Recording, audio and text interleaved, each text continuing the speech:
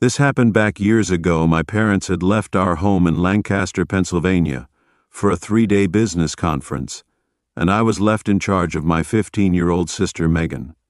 I'm 17, and though I'm finishing my senior year in high school, I already have my eye on the local community college schedule. My parents trusted me enough to keep an eye on the house while they were away, so we agreed that Megan and I would be fine on our own. The first night felt normal enough. Megan and I ordered takeout and watched some late-night TV in the living room around 11 p.m.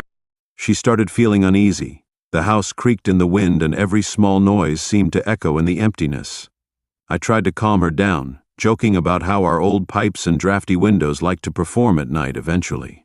We both got tired and headed to bed. Despite feeling a little on edge, I managed to drift off quickly and the night passed without any trouble.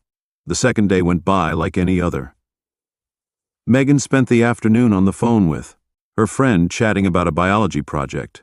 While I played around with a new design program for my final semester project, we barely thought about the previous night's jitters. By evening I had to finish some coursework, so I sat up in the living room with my laptop, occasionally glancing at the news on a local channel. Megan decided she wanted to cook something simple, pasta with tomato sauce, around 10 p.m. I could hear pots clanking in the kitchen and the running faucet as she filled up a pot for boiling water. Then out of nowhere I heard a sharp scream. I dashed into the kitchen, my heart thumping, and found Megan pressed against the counter. Her eyes were wide and she pointed toward the window over the sink. She whispered that she'd seen a man standing outside, staring in at her. According to her, he was covered in blood, fresh dark smears across his chest and arms. Trying not to panic, I rushed to the window to see for myself. The porch light was on, but there was no one in sight. The backyard looked empty except for some overgrown shrubs. I tried to calm Megan, telling her maybe she had imagined it, but she was visibly shaken. After a few minutes, we decided to keep the kitchen blinds closed and make a quick meal. Neither of us had much of an appetite, but we forced ourselves to eat. We checked the locks on the doors and windows before going upstairs for the night. I offered to stay in Megan's room until she fell asleep, just in case she needed someone close by. Eventually, I went back to my own room thinking the worst was over. At around 3, a loud knocking shook the front door. It sounded urgent, angry, almost like someone desperately trying to force their way, and my heart started racing, and I froze in my bed. The knocking continued for what felt like an eternity, but in reality it was probably just a few minutes. Then, just as suddenly as it began, everything went silent. I was too scared to move. I listened intently, hearing nothing but the faint downstairs. The rest of the night was quiet. Megan and I got almost no sleep by morning. Curiosity got the better of me, and I went outside to check around the property. I grabbed a bag of trash from the kitchen and headed toward the garbage bins near the side of the house.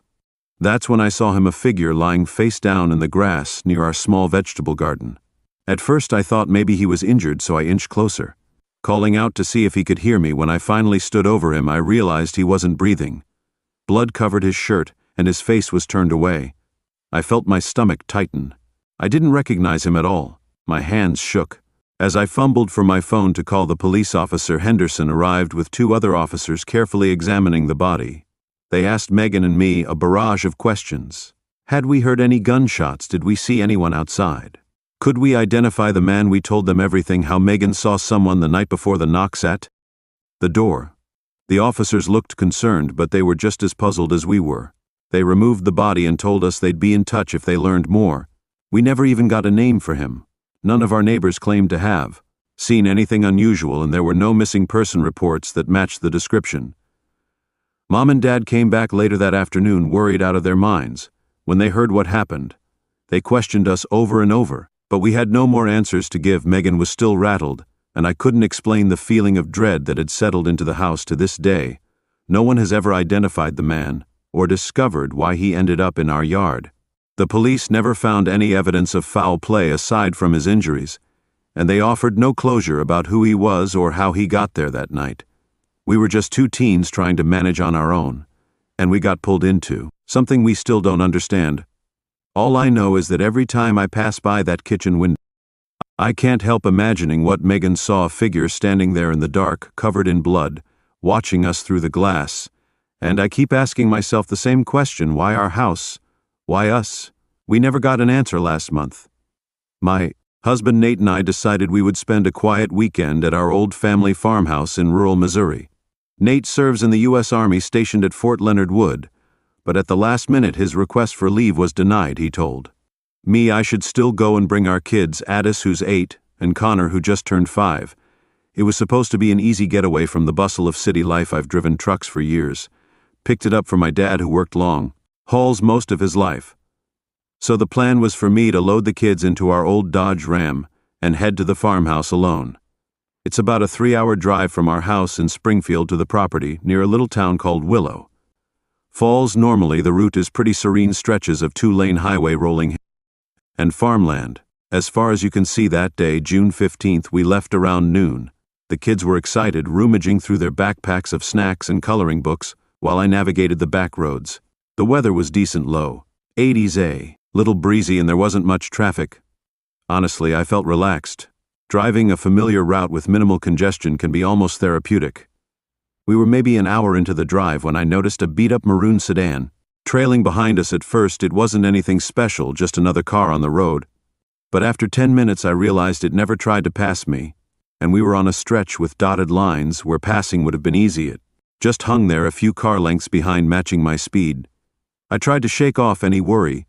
Drivers can be cautious, or maybe the person was just zoning out. But something felt off each time I sped up slightly. The sedan did too. If I slowed, it slowed. The kids were oblivious, chattering about the games they'd play in the house's backyard. Eventually, I decided to test my gut feeling. I turned off the main road onto a smaller route where I usually wouldn't go. Sure enough, the sedan followed. That knot of anxiety formed in my stomach. Still, I kept telling myself it might be a coincidence, some local who happened to be going the same way. After another 10 or 15 minutes, the sedan sped up and got close enough that I could see the driver's face in my side mirror. He looked to be middle-aged, maybe mid-40s, with a baseball cap pulled low. Couldn't tell the color of his hair or see his eyes clearly. For a moment I thought he might try to pass me, but he hung back again. It was like he just wanted me to know he was there. Addison noticed how often I was checking my mirrors and asked if everything was okay. I nodded and told her I was just being a careful driver. I didn't want to alarm them, especially not Connor, who was already scared of the simplest things like bees and thunderstorms. When we reached a small convenience store off the side of the highway, I decided to pull over and see if the sedan would do the same. The gravel parking lot was nearly empty as I slowed to turn in. I watched the sedan pass by on the highway. It didn't stop, didn't even brake. I exhaled a shaky breath, figuring that was the end of it. Maybe it was just a coincidence. The kids and I ran inside for a quick restroom break and some drinks. Everything felt normal again. I chatted briefly with the clerk about the weather in the local farmland. No mention of a suspicious driver. We hopped back in the truck, and I felt more at ease back on the road. About 20 minutes later, I noticed a car in my rearview mirror again. It was far back, so I couldn't tell if it was the same maroon sedan still. I kept glancing every few seconds, trying to confirm with the sun hitting my mirror. It was almost impossible to be sure, but the shape of the headlights looked eerily similar. I kept driving, my heart thumping a little faster. At one point, a bend in the road with a slight incline, and I lost sight of the car entirely. When we came out the other side, it was gone. Just gone. Part of me was relieved. Another part was unsettled. How did it vanish so quickly? Did it turn off onto a side road or just pull over somewhere? A few miles later, the kids started complaining that we're hungry. I was too.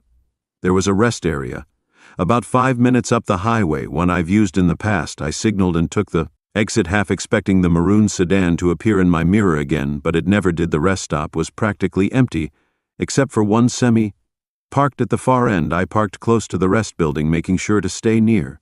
Plenty of light. We got out, stretched our legs, and scanned the area. No sign of that car. No sign of any car that resembled it. My head was on a swivel, though, and I couldn't shake the feeling I was being watched. We used the facilities, grabbed some vending machine snacks, and sat at a picnic table for a few minutes. Driver.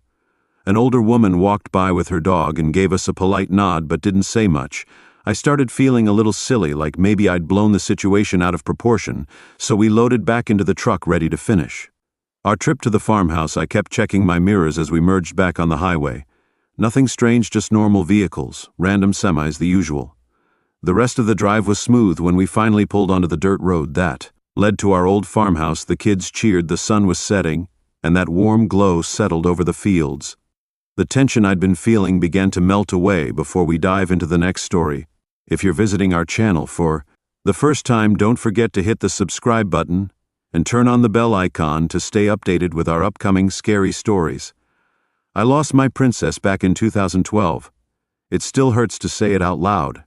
Even now, we were living in Brooklyn at the time, and she passed so suddenly that I didn't have a chance to prepare myself. Visiting her burial site at Greenwood Cemetery became something I did whenever I felt overwhelmed by memories. It was my quiet place to reflect, to speak silently to her, and to keep her close.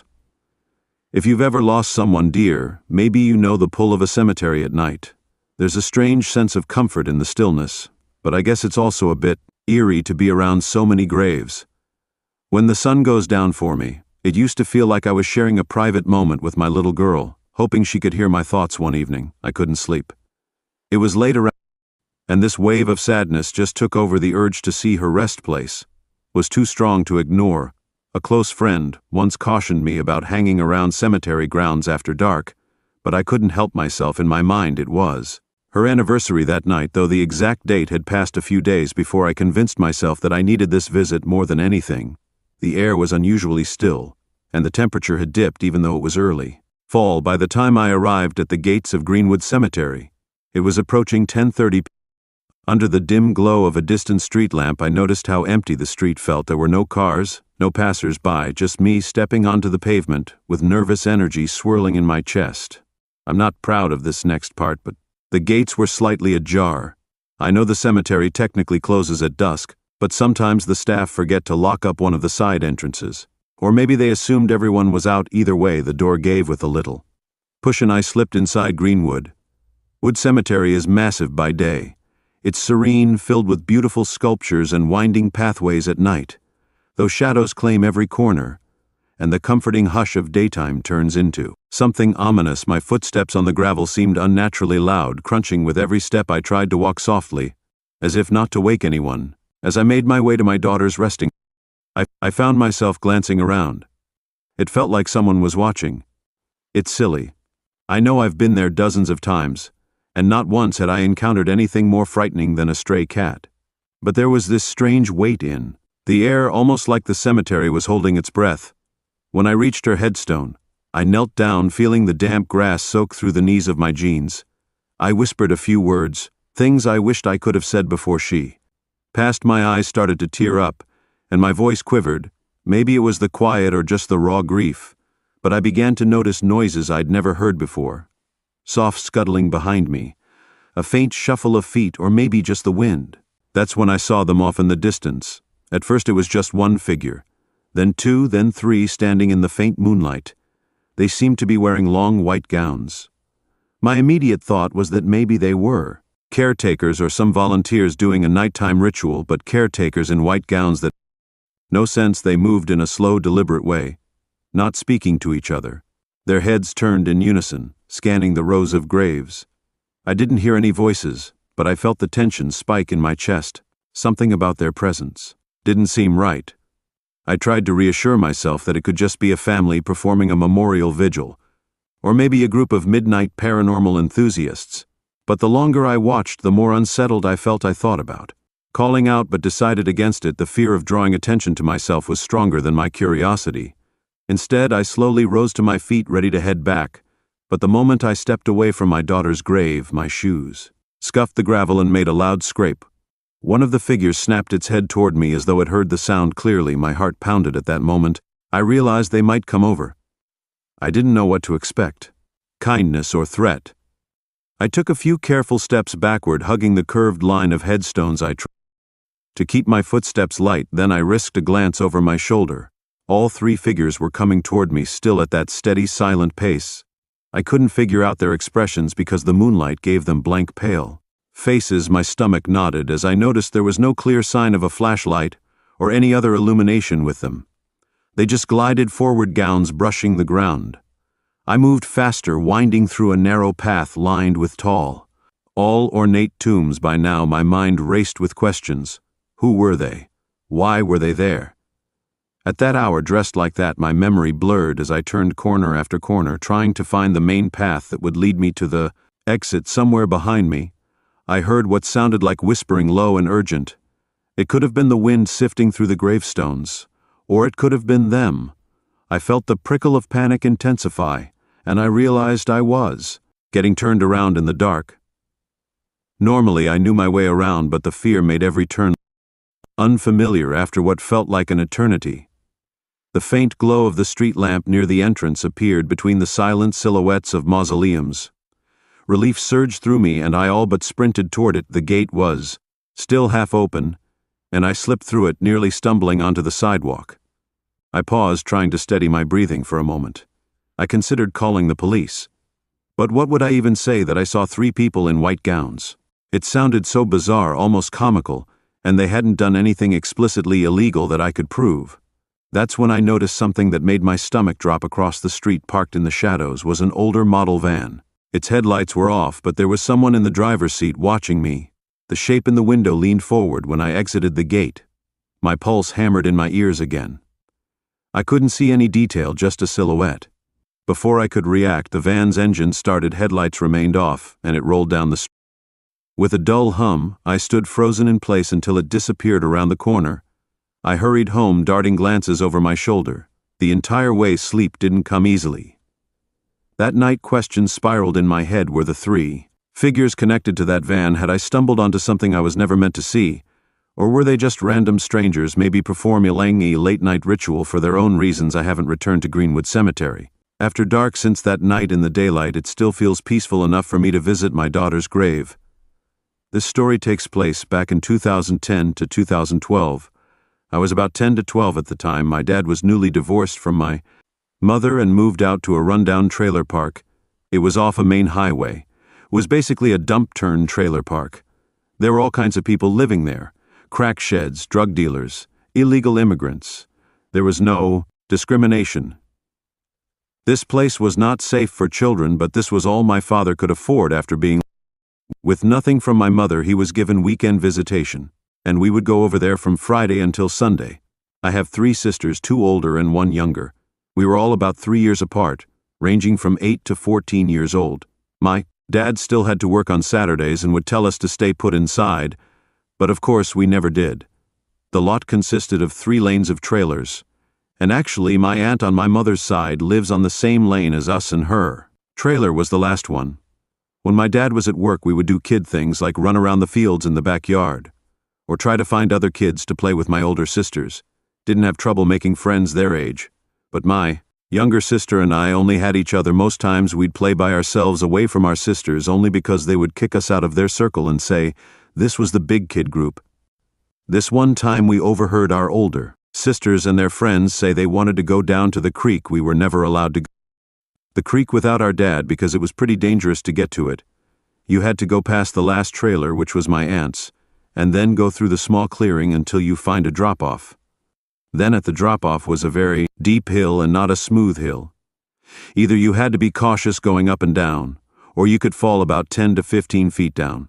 You were basically rock climbing the side of a hill. We used tree roots and makeshift steps to climb. And once you make it to the bottom, there is sand and streams of water. In the rainy seasons, the streams would fill up and a current would form. Sometimes my dad would bring his fishing gear and fish up the stream, or we would put on clothes we didn't care about and swim around in the steam. When we found out my sisters were going there, we begged them to come along. Initially they didn't want to, but thought we could make a day out of it and swim for a bit. We all geared up in our swim clothes, grabbed our towels, and headed down to the creek. My sister's friends had 2 small dogs who would follow us everywhere, so their tagging along was normal. It had rained a few days earlier, so the climb was going to be tricky since it was still pretty muddy, but we've done it. Once before, when we got to the drop-off, we saw it was way more muddy than we expected. My sisters, who were pros at climbing, were struggling to get down, and it made me a little nervous. Once they got down, it was only me and my sister. My little sister started to climb down, but I was still hesitant. I got a weird feeling and didn't want to go anymore, but I also didn't want to go back home either. My sisters were getting irritated and said if I didn't come down then they were going to leave me. Finally, I gathered the courage and made the descent. Surprisingly, I made it down with no struggle. When I got to the bottom, My sisters and their friends were talking about a game plan. While they were discussing, I started to wander around the sand in the creek. There were many and branches surrounding the area. I still had a weird gut feeling, but thought it was because I was worried I had to climb back up the muddy drop-off. After a few more minutes, we were on the move. We walked a few yards down the stream. The dogs were sniffing every tree and marking their territory. While everyone else was walking in the ankle-high water, the water was clear, and you can see the pebbles at the bottom. As we were walking, we noticed a new tree had fallen. It was huge too. Luckily it didn't fall across the water path, but it looked like it fell into the creek, so it was sort of above us. We knew it rained, but didn't know it was so bad. A tree fell. One of the girls pointed out that the only thing that was stopping the tree from falling onto us was a tree root that was coming out of the ground. We all surrounded the tree in awe for a few minutes before we decided to continue walking. Suddenly the dog started to bark like crazy. Honestly, it startled all of us because no one running. We thought it had to be a bird or a squirrel. My sister's friend was trying to calm her dogs down, but it wasn't working. Everyone started to speak at once, trying to calm the dogs. Out of nowhere, we heard a loud noise. It sounded like thunder almost. It rumbled and echoed. It was getting louder and realized it was twigs, snapping, but not any kind of twigs. We all collectively looked at the fallen tree and saw the root that was holding it start to snap. We all started to freak out. The tree was now slipping down the slope right at us. I was too scared to move. My sisters were calling my name to get out of the way, but I just couldn't move my legs. Everyone looked at the tree, and as it started to fall further, a literal hand reached out from under the slipping tree and grabbed onto a smaller tree to stop it from falling. Everyone saw it and burst into screams. They all started to run back to the drop-off. Even the dog stopped barking and ran with us. I stayed a little longer to look before running with them. The hand was huge. The fingers were so long it wrapped around the tree trunk. It was also camouflaged to match the greenery around it. We all climbed the drop-off quickly. We were all muddy after, but that didn't matter anymore. As we all caught our breaths, we started explaining what we saw. Some say they didn't see anything but only ran because we ran. Others said they saw the hand. I stayed quiet and just stood in shock. The other quickly dismissed it and went on about their day, but I decided to go back home. To this day, I still don't know what it was, but I know for certain it saved us all. Now that I'm older, I can kind of figure it could have been an alien or even Bigfoot. But that's a crazy accusation. It definitely wasn't human because it had super strength, but if it was an extraterrestrial or anything like that, it sure did save of kids from being squashed by a giant tree trunk. I wasn't expecting anything unusual when I booked that cruise out of Miami, Florida. Honestly, I just wanted a break from my part-time job and college deadlines. The plan was simple: soak up the sun, eat too much at the buffet, and maybe catch a decent show on the ship. Little did I know this trip would haunt me long after I stepped back on land. We set sail on a bright Thursday morning. Everyone on board was buzzing with excitement. I remember standing on the deck watching the city skyline shrink behind us, thinking about how I finally had a chance to relax. The first day was honestly great. I spent most of it by the pool, sipping ice drinks and casually chatting with other passengers. That evening, I noticed a guy hanging around the corridors near the cabins. He was older, maybe in his late 50s, with thinning hair and a pale complexion. At first, I figured he was just another passenger, liked to wander, but something about him seemed off. He kept glancing around, almost like he was nervous or guilty. I tried to brush it off, telling myself I was just being paranoid. By day 2, the atmosphere shifted. I caught sight of that same man a few more times. It wasn't just a random spotting on the deck. He always seemed to be nearby, whether I was in line for the buffet or walking through the ship souvenir shop. I don't even know why I noticed, but every time I looked up, he was within EY shot, staring, then quickly turning away. My stomach twisted in knots. Every time our gazes met that night, I had trouble sleeping. The cabin felt stuffy. Even though the AC was cranked to the max, I turned on the TV, some late-night rerun of an old sitcom. But the dull laughter only made me more uneasy around. I thought I heard someone jiggling the handle of my cabin door. I froze, heart pounding, and waited for it to stop. Eventually it did. Could have been some drunk passenger confusing my cabin for theirs, but the thought of it made my skin crawl. On the third day, shake off the paranoia by signing up for a shore excursion. A bunch of us took a small boat to a private island for snorkeling. It was supposed to be the highlight of the trip, I barely enjoyed it though, because the entire time I felt like I was being watched. The weirdest part was that the man didn't join our group, but I still couldn't relax. My mind kept going back to that uneasy feeling I had on the ship when we got back on board. Headed to my cabin to shower, the hallway was nearly empty. Most people were still out on the island or at the bars. Then I caught a glimpse of him in my peripheral vision. He was standing at the far end of the corridor. His eyes locked on me. Before I could react, he slipped into a stairwell. I felt this surge of panic, like I needed to do something, but my body wouldn't move that night. I went to one of the shows in the main theater, thinking the crowd might help me feel safer. Partway through the performance, I noticed the man a few rows behind me. I remember feeling this overwhelming sense of dread. We hadn't spoken, not even once yet. He kept popping up in my vicinity. Why me? I couldn't handle another restless night, so I decided to head out onto the deck around midnight, hoping the sea breeze would calm me down. It was nearly empty. For the first time in days, I felt a little more at peace. But then through the dark, I heard footsteps, slow, deliberate footsteps. I turned around and saw him, standing there maybe 20 feet away. He was leaning against the railing, staring out at the ocean. But I knew he had seen me come outside. I didn't wait to see what he would do. My heart raced as I rushed back to my cabin, practically sprinting down the narrow hallway. Once inside, I shoved a chair under the doorknob, feeling ridiculous for overreacting but not caring. On the final morning, we docked back in Miami, and I scrambled off the ship, trying not to make eye contact with anyone.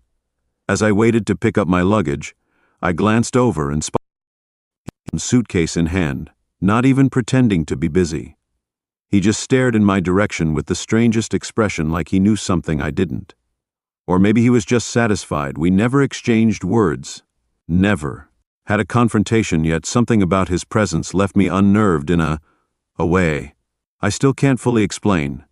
I've been home for a few weeks now, trying to get back into my usual routine. Still, every time I drift off in class or zone out at work, I think about that man. Who was he? Did he even know he was scaring me? Or was it all in my head? Sometimes I catch myself checking over my shoulder, half expecting to find him watching from across the street. Guess I'll never really know. It's just one of those things that cling to you, refusing to let go. I've just recently quit being a full-time police officer because I had such a traumatic incident that I just can't let go of. No matter how much I want to. It was March of 2021 in the daytime, and I was on duty. I was at a restaurant drive-thru, and I just recognized someone who had a warrant out for his arrest. His name is Dennis Gilder Jr. I saw him open the passenger door in a red car, and the driver drove off while I followed behind. About 30 seconds to a minute later, I turned on my sirens and the car stopped me, and another officer got out of the police car, and we both walked up to the car. He walked up to the driver's seat, while I walked up to the passenger seat. I already saw that Dennis had the windows pulled down a little, and there was a woman in the driver's seat. I hate to be the one to tell you this, but it sounds like you've got a warrant out of Illinois, I said to Dennis. I then asked him for his ID, but he said he didn't have it on him. I then asked him to step out of the vehicle so I could identify him. He didn't listen to me. I asked him about 4 to 5 more times to step out, and he still didn't listen. I was still being respectful to Dennis, but patience was growing on me. I saw Dennis roll up his window fully, and he pushed the woman out of the driver's seat and crawled over to where she was. The woman was trying to get back in the car now, as if she knew that something bad was about to go down. Then stepped to the front of the car, and I ordered Dennis to stop the car and to get out. I went from patient to now being impatient. The other officer reached into the car and tried to stop him as well, but it didn't work. Dennis started to drive now, and I got onto the hood of the car and crouched down with my gun drawn in my hand, pointing at Dennis. For the first 20 seconds he was driving slowly, and I was hoping that he would ultimately listen. To me, as more seconds went by, he started to speed up, and the car was now going at 40 to 50 miles an hour. I was beginning to fear for my life. I was now on the car's roof, and as Dennis was still speeding, my weapon flew off and one of my shoes flew off of my foot. A train was driving on the tracks ahead, so Dennis left as I was still on top of the car. We were now heading towards a construction area, and I saw a ditch. We were now approaching it. The car hit a bump which caused me to be thrown off of it and landed really hard on my back, and I broke my vertebrae in the lower back. The police car then came and stopped within seconds of me being thrown off. Dennis kept driving and he was gone out of sight. I lay there in agonizing pain and was unable to move. Medical help came minutes later as the other officer had called for it. I was transported to a hospital where I was treated for my injuries. As hours went by in the hospital, the whole police station where I worked came to. The hospital, to make sure that I was okay and living, the sheriff told me that Dennis was able to drive for another mile before the car ceased to function, and then he stole another vehicle from someone's garage. He also told me that Dennis did not own the red car, and as a matter of fact he stole it, and of course he was. The woman who Dennis was with was unharmed and was able to be returned home safely. A year later Dennis was found guilty, and the year after that he was sentenced to 5 years in prison. I was able to return to work 3 months later. But I eventually quit at the end of 2024 due to being so traumatized from that incident. As I said at the beginning of the story, I'll never forget the feeling of holding on to something like a car going very fast and trying not to lose my life.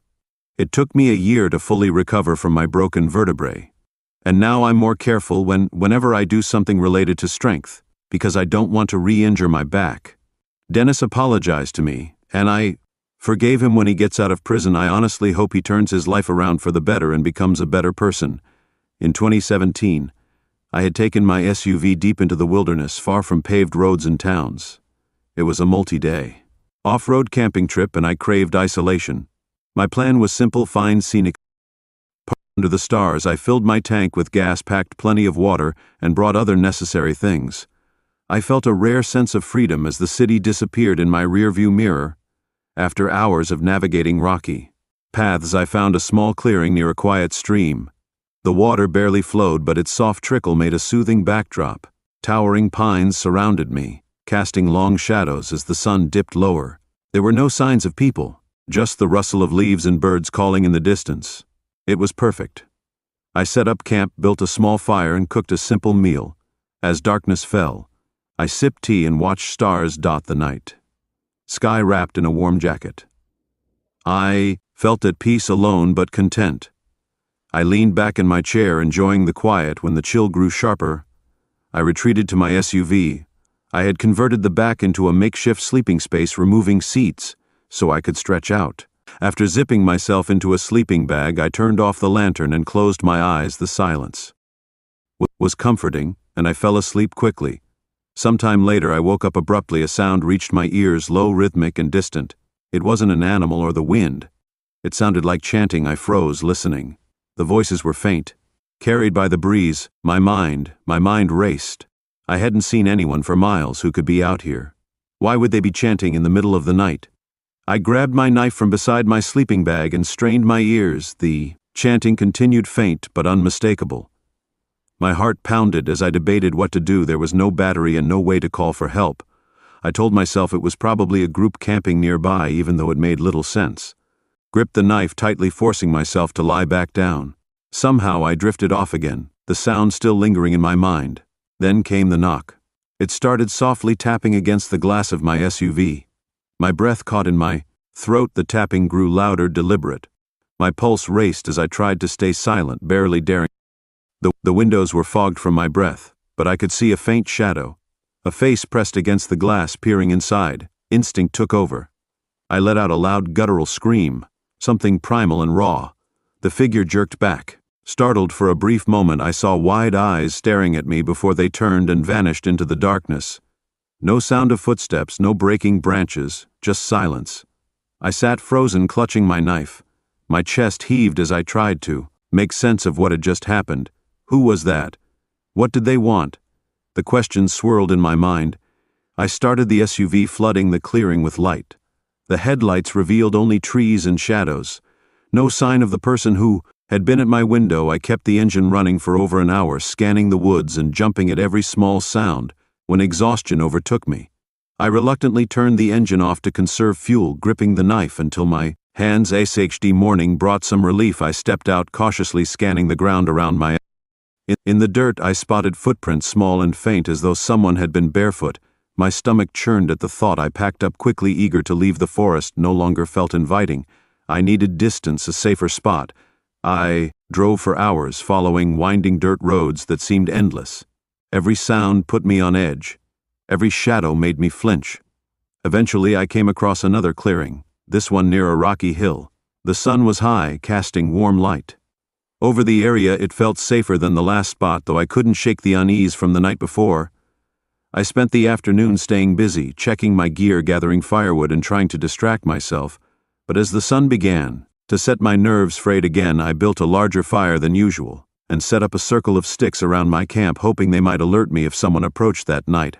I sat by the fire, sipping a small cup of tea. The shadows at the edge of the clearing seemed alive, shifting with the flickering flames. I tried to convince myself it was just my imagination, but the memory of that face at my window refused to leave. The night felt heavier, as though the forest was holding its breath. When it was time to sleep, I locked myself inside the SUV. Again, clutching my knife, I barely drifted off before another sound woke me, branches snapping nearby. My eyes flew open, and I reached for the keys. The sound grew louder and closer. I started the engine, throwing on the headlights. For a moment I saw nothing. Then in the distance a figure darted between the trees just beyond the light's reach. I froze, my heart pounding. The figure was too quick to make out any details. They were there and then they were gone. Swallowed by the darkness, I stayed awake until dawn, gripping my knife and jumping at every noise. When the first light broke through the trees, I packed up and left for good, driving back to civilization. I couldn't shake the feeling of being watched. I glanced in my mirrors, constantly half expecting to see someone trailing behind. When I finally reached the main road, relief washed over me. The tension in my chest eased slightly, but the questions remained. Who had been out there? Why had they come to my camp? And what would have happened if I hadn't woken up in time?